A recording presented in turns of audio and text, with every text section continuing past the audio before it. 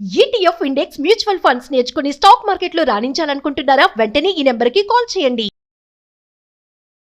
నమస్తే రమగారు. నమస్తే జయ. రమగారు, దీపారాధన ఉదయం చేస్తాం ప్రతిరోజు, ప్రతి ఒక్కరం కూడా. అయితే కొన్ని సందర్భాల్లో ఉదయం పూట కొంత కుదరని అవకాశాలు కూడా ఉంటాయి కొంతమందికి. ఎందుకంటే ఆఫీసులకు వెళ్ళాలి, లేకపోతే పిల్లల్ని పంపించాలి. ఇలాంటప్పుడు సాయంకాలం దీపం పెట్టొచ్చా? ఏ సమయానికి పెట్టాలి? సాయంకాలం చేసే దీపం యొక్క విశిష్టత ఏమైనా ఉందా అండి? ఉదయం కుదరకపోతే సాయంకాలం చేసుకోవచ్చు, ఉదయం కుదిరినా సాయంకాలం కూడా చేయొచ్చు. అది 2 పూట్ల దీపారాధన ఎప్పుడు మంచిదే. పొద్దున ఎలాగో చేసుకుంటాం, చేసుకోగలిగిన వాళ్ళు. చేయలేని వాళ్ళు సాయంత్రం చేసుకోండి అని చెప్తున్నాం, కానీ ఉదయంతో పాటు సాయంత్రం దీపారాధన చేసే విశేషం కూడా మంచిదే, అది ఉపయోగపడేది. సాయంకాలం అనేసరికల్లా మనకు ఒక సాధారణంగా చెప్తారు, సూర్యాస్తమయం అవి అయినాక పరమేశ్వరుడు తాండవ వేళ అది. ఈ ఉజ్జయిన్లోనూ అక్కడ సాయంకాలం హారతిస్తారు జయ, మామూలుగా ఉండదు. బాగుంటుందో. కాళిదాసు రాసిన మేఘ సందేశంలో సాయంత్రం పూట ఆయన తాండవం చేస్తాడని, ఈ ప్రమదగణాలని తప్పెట్లు కాహళధ్వనులు చేస్తున్నారని రాస్తారు. సాయంత్రం సుప్రసన్నుడుగా ఉంటాడు పరమేశ్వరుడు. ఆయన అర్ధనారీశ్వర స్వరూపంలో నాట్యం చేస్తాడు. ఇప్పుడు మనకేంటి, శివుడు మోక్షకారకుడు, ఐశ్వర్యకారకుడు కూడా. లయకారుడైనటువంటి పరమేశ్వరుని స్వాధీనం చేసుకోవాలి అంటే, ప్రసన్నుని చేసుకోవాలంటే సాయంత్రం ఆరాధన చాలా మంచిది. శివార్చన ఎప్పుడూ సాయంకాలమే చెప్తారు. దీంతో పాటు ప్రదోషకాలార్చన అనేది ఒక ప్రత్యేకమైన విధానం ఉంటుంది. ప్రదోషకాలంలో దీపం అంటారు. ప్రదోషకాలంలో దీపం. సాధారణంగా ప్రదోషం అంటే ప్రతి సూర్యాస్తమయం, ప్రతిరోజు సూర్యాస్తమయానికి ముందు వెనకల సమయాల్ని ప్రదోషకాలం అనే చెప్తారు ప్రతిరోజు.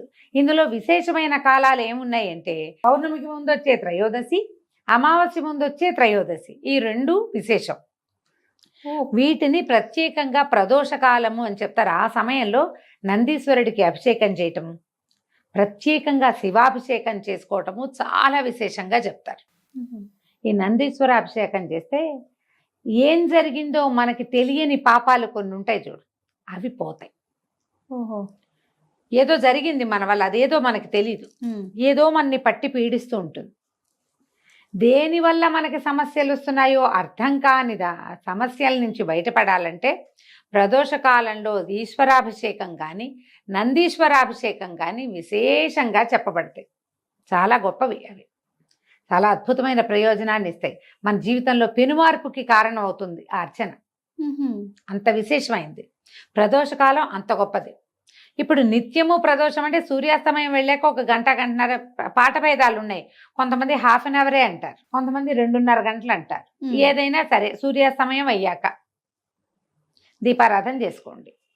మరి 8, 9 చేసేయద్దు, 7 గంటల లోపల చేసుకోండి. రాత్రి అయిపోయి సాయం సంధ్య. ఈ సాయం సంధ్యలో సూర్యుడు వెళ్ళాక విశేషం. వెళ్ళాక సూర్యాస్తమయం అయ్యాక అప్పుడు మీరు ఏదైనా చదువుకోవచ్చు, ఏదైనా చెప్పుకోవచ్చు. ఉదయకాలం ఏం చదివారు, ఏం చేశారో కానీ సాయంత్రం ఏదైనా శివ సంబంధమైన స్తోత్రాలు బోల్డన్ ఉన్నాయి కదా మనకి. విశ్వనాథాష్టకం అని, శివాష్టకం అని, శివమానస పూజని ఏదైనా చేసుకోవచ్చు. ఏదో ఒకటి చేసుకుని కాస్త దీపారాధన వెలిగించుకోవటం.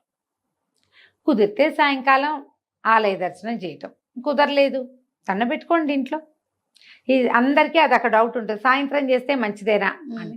సాయంత్రం చేసినా కూడా మంచిదే. ఎలాంటి మీరు ఇస్తుందని మానకుండా చేయటం మరీ మంచిది. ఎలాంటి ఫలితం ఇస్తుందంటే శివానుగ్రహం లభిస్తుంది జయ. సాయంకాల దీపారాధన వల్ల మనకి లభించేది శివానుగ్రహమే. సమస్యల నుంచి బయటపడతాం. ఈ రోజువారీ మన జీవితం ఒక ప్రెషర్ఫుల్ గా నడుస్తూ ఉంటుంది కదా, దాంట్లో నుంచి ఒక సొలేస్ లభిస్తుందని భావిస్తాను జయ. నా మటుకు నేను సాయంత్రం దీపం పెట్టగానే పొద్దుటి చిక్కంతా తీసేసినట్టు అనిపిస్తుంది నాకు. ఏవో మాట్లాడతాం వాళ్ళతో వీళ్ళతో, ఎవరెవరినో కలుస్తాం, ఏమిటో అనుకుంటాం, బోళ్ళని ప్లాన్ చేస్తాం, అవన్నీ అవ్వవు, అన్నీ కుప్పగొలిపోతాయి ప్లాన్లన్నీ. ఒకసారి ఏదో వస్తుంది అనుకుంటే ఏమీ రాదు, ఎవరో వస్తారనుకుంటే రారు, అనవసరంగా మనం వెళ్ళామనిపిస్తుంది. ఏవో ఉంటాయి. ఇవన్నిటికీ ఆ దీపం పెట్టి కాస్త అగరత్తు వెలిగించి, ఒకట పంచాపచారాలు సాయంకాలం పెద్ద పువ్వులు గివ్వులు పెట్టరు ఎవరు, పొద్దున్న చేయని వాళ్ళు పెట్టుకుంటారనుకో. ఆ ధూపం కాస్త ఇంట్లో అట్లా చూపించామంటే హాయిగా ఉందిరా, ప్రశాంతంగా ఉంది, ఈ పూట చిక్కు వదిలిపోయింది అనిపిస్తుంది. అది ఫీల్ అవ్వాలి. నా జీవితంలో ఏం మార్పు లేదండి అంటుంటారు కొంతమంది, వింటాను, నాకు చెప్తుంటారు. మీరు చెప్పారు కదా 11 days నేను రోజు దీపం పెట్టాను, నా జీవితంలో ఏం మార్పు లేదండి. దీపం పెట్టడమే మార్పు. కరెక్ట్ అండి. ప్రతిరోజు మీరు 6:30-7 గంటలకి చకచకా స్నానం చేసేసి ఇల్లు బాకిలి ఏదో ఒక మాదిరిగా అయినా తుడుచుకుని, పొద్దున్న తోమినంత తోమకుండా కొద్దిగా ఒక మాదిరి వాకిలి సంధ్య వాకిలి జిమ్ముకుని, ఓ చెంబు నీళ్ళు పోసుకుని, కొంచెం ఫ్రెష్ బట్టలు కట్టుకుని, ఒక దేవుడి దగ్గర కూర్చుని 10 నిమిషాలు ప్రశాంతంగా ఉన్నావంటే ఏమిటి మార్పుకి అది? అదే నాంది. ఏమిటి ఇంకేం కావాలి నీకు? అంతే కదా. ఆకాశం ఊడి పడాలి, ఎప్పుడు పడుతుంది దానికి సమయం వచ్చినప్పుడు. రోజువారీని పరుగులో నువ్వు ఒక్క 10 నిమిషాలు భగవంతుడికంటూ సమర్పించగలుగుతున్నావంటే అదే పెను మార్పు. అంతకంటే ఏం మార్పు కావాలి? ఏదైనా శివ సంబంధమైనవి చదువుకోండి. నువ్వు కూడా సాయంత్రం దీపమే కదా పెడతావు. అవును. ఈ పొద్దున పూట పరిగెత్తే వాళ్ళందరూ సాయంకాలం ఇంటికి వచ్చాక కాస్త చక్కగా ఫ్రెష్ అయ్యి ఏదో అవసరమైన 2-3 పనులు చేసుకుని ఆ దేవుడి దగ్గర 10 నిమిషాలైనా కూర్చుని దీపం పెట్టుకుని ఒక అగరత్తి వెలిగించి ధూపం దీపం సమర్పించి ఏంటో ప్రశాంతంగా అనిపిస్తుంది రమ్మగారు. ఆ ఫీలింగ్ ఏంటో తెలీదు. అంతే. మీరు చెప్పినట్లుగా అమావాస్య ముందు పౌర్ణమి ముందు స్పెషల్ గడియలు ఉంటాయి అన్నారు కదా, ఆ విషయం నాకు తెలీదు. అదేలే, నేను ఉదయం నాకు కుదరక సాయంత్రం పెట్టుకుంటా భలే ప్రశాంతంగా ఉంటుందండి. ఒక 2 రోజులు కుదరకపోతే ఏదో ఆందోళన, ఖాళీగా ఏదో మిస్ అయిపోతుంది, ఏదో అట్లా అనిపించేస్తుంది. ఓ పండో ఫలమో పటిక బెల్లమో పంచదారో బెల్లం ముక్కో నివేదన చేయటం, కాస్త దండం పెట్టుకుని ఒక 5 నిమిషాలు స్థిమితంగా ఉంటాం. అంతే. దానికోసం అన్ని పనులు ఆపుకుంటాం. చాలు, చేయండి. సాయంత్రం దీపం చాలా మంచిది. ఈ ప్రదోష కాల అర్చన ఎక్కడైనా శివాలయాల్లో జరిగే చోటకి వెళ్ళచ్చు. నందీశ్వర అభిషేకం 3-4 చోట్ల జరుగుతుంది. అరుణాచలంలో విశేషంగా చేస్తారు. మాసం చివర అమావాస్యకి ముందు వచ్చే త్రయోదశి బాగా విశేషంగా చేస్తారు. చాలా విశేషంగా చేస్తారు. ప్రదోష కాలార్చన అద్భుతంగా చేస్తారు. ఇటీవల కాలంలో నేను ఒకరితో మాట్లాడాను. దగదర్తి అని ఇది దేవాలయం నెల్లూరు జిల్లాలో ఉంది. దగదర్తిలో ఉన్న ఈ శివాలయంలో కూడా ఈ పేరుతోటి యూట్యూబ్ ఛానల్ కూడా ఉంది. కేవలం శివాలయం ఇంకేం లేదు. వాళ్ళు కూడా ఈ నందీశ్వర అభిషేకం చేస్తారు ప్రదోష కాలంలో. నేను నెల్లూరు వెళ్ళైనా మూలాపేట అని ఒక ప్లేస్ ఉంది. అక్కడ మూలస్థానేశ్వరుడు అనే దేవాలయం ఉంది. అక్కడ శివాలయం పాతది. అక్కడి నుంచే మొదలైందట నెల్లూరు ఊరు. అదే మొదలు. అక్కడే ఉసిరి చెట్లు ఉన్నాయి. నెల్లికాయ వల్లే నెల్లూరు అని పేరు వచ్చింది. ఉసిరికాయ నెల్లికాయ అంటారు. అక్కడ మొట్టమొదట పరమేశ్వరుడు వెలిసి ఉన్నాడు, మూలస్థానేశ్వరుడు. అక్కడ ఆస్థాన నందీశ్వరుడు ఉన్నాడు. వాళ్ళు కూడా ప్రదోషకాల అర్చన చేస్తారు. కొన్ని దేవాలయాల్లో విశేషంగా కనపడుతుంది. మీ సమీపంలో ఎక్కడైనా ఉంటే ప్రదోషకాల అర్చన చేయించుకోండి. ఈ అరుణాచలంలో దగదర్తిలో వీటన్ని చోట్ల కూడా మనం బుక్ చేసి పెట్టుకోవచ్చు. గోత్రనామాలు పంపిస్తే అర్చన చేస్తారు.